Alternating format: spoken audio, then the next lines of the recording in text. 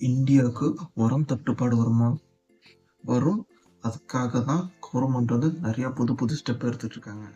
India Russia, Belarus, Marco இவங்க 3 பேத்துக்கிட்ட இருந்து உரம் ஏற்றுமதி பண்றதுக்காக ஒரு பேச்சு போயிட்டுருக்கு.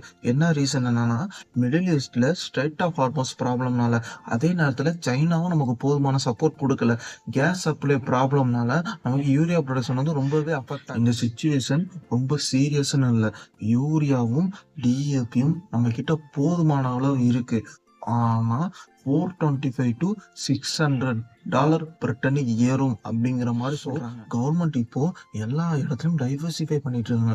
ஏன் ஈவன் இந்தோனேஷியால கூட ஏதோ இம்போர்ட் பண்றதுக்காக ஒரு டாக் போயிட்டு இருக்கு.